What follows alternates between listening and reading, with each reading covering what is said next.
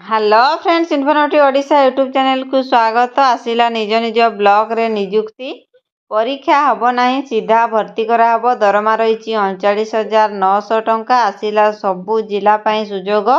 उभय महिला और पुरुष आवेदन करें। समस्त इनफॉरमेशन जानापी भिडियोटी को शेष पर्यंत देखंतु। जदि चैनल नुआ आसी चैनल को सब्सक्राइब कर दिंतु और पाखरे नोटिफिकेशन बेल को क्लिक कर दिंतु, जहाँफल मुझे कौन जॉब वैकेंसी वीडियो आनी आपण पाखे पहुँची पार सर्वप्रथम। आसतु आज वीडियो रे जानिबा निज निज ब्लॉक रे आसीथिबा नियुक्ति सुजोग विषय रे। स्कूल बीपीएम पोस्ट रिक्रुटमेंट 2024 रो details. Organisation name office of the collector and district magistrate Gajapati and Sambalpur post vacancy बाहरी। टाइप ऑफ जॉब होची contractual. Category Odisha government job. Name of the post block for program manager, chief executive officer, accountant cum MIS incharge रे post vacancy बाहरी। ताले application mode offline रे हेबो। Speed post बा register post करि परिबे। Email देछि DAMBALAFPO@gmail.com ऑन और बिफोर 19 नवेम्बर 2024 माने 19 नवेम्बर 2024 पूर्वरु आपण ईमेल करि परिबे। ताले who can apply all Odisha candidate आवेदन करि परिबे। प्लेस ऑफ पोस्टिंग ओडिशा रे ही पोस्टिंग रहिबो। लास्ट डेट रही 12 एंड 22 नवेम्बर 2024। नवेम्बर 12 तारीख एंड 22 तारीख हेबो इंटरव्यू बा लास्ट डेट से दिन रही। Gender both male and female candidate उभय महिला और पुरुष एठारे आवेदन करिपरिबे।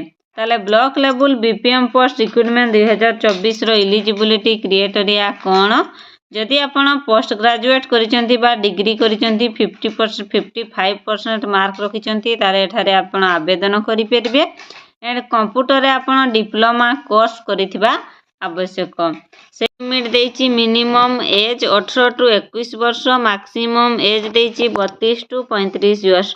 किछि पिलांकर गवर्नमेंट रूल अनुसार एज रिलैक्सेशन मध्ये रहिछि। ओबीसी पई 3 वर्षर, ST/SC PWD पई 5 वर्षर, एक्स सर्विसेस मैन पई 5 वर्षर, PWD प्लस ST/SC पई 15 वर्षर एज रिलैक्सेशन रही। सैलरी देखंतु ब्लॉक प्रोग्राम मैनेजर पई सैलरी रही पर मंथ 28,063 टंका। चीफ एग्जीक्यूटिव ऑफिसर पई पर मंथ सैलरी रही 20,000 टंका। अकाउंटेंट कम MIS इंचार्ज पई रही 10,000 टंका per month salary. Selection process देखंतु इंटरव्यू हबो, डॉक्यूमेंट वेरिफिकेशन हबो आउ एकेडमिक क्वालिफिकेशन थिबा आवश्यक। एतिकी डॉक्यूमेंट्स हेले आपण एठारे आवेदन करि परिबे। एप्लिकेशन फी देखंतु कोनोसी कैंडिडेट पई एठारे एप्लिकेशन फी नाही। समस्त एठारे फ्री रे बा मागणा रे आवेदन करि परिबे। कोनोसी कैंडिडेट पई देय देबाकू पड़िबो नाही। Block level BPM post recruitment 2024 रो इंपोर्टेंट डॉक्यूमेंट्स देखंतु क्वालिफिकेशन सर्टिफिकेट रे डेट ऑफ बर्थ थिबो, 2 recent colour passport size photo, caste certificate आउ इफ एनी एक्सपीरियंस सर्टिफिकेट जदि कोनोसी एक्सपीरियंस सर्टिफिकेट अछि आपण माने देई परिबे। इंपोर्टेंट डेट्स देखंतु apply start date already start हो जाइछि।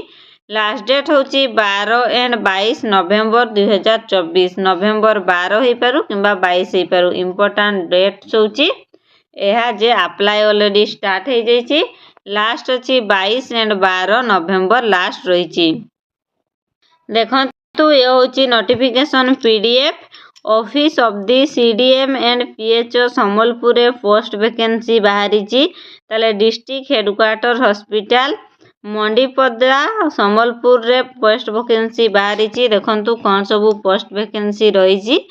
JR हॉस्पिटल मैनेजर रे गोटे पोस्ट रही। सैलरी रही 28,063 टंका। ब्लॉक प्रोग्राम मैनेजर रे गोटे पोस्ट वैकेंसी रही 28,063 टंका सैलरी रही। आपण चाहिले आवेदन करि परिबे। ये देखंतु रिक्रुटमेंट एडवेंचर्स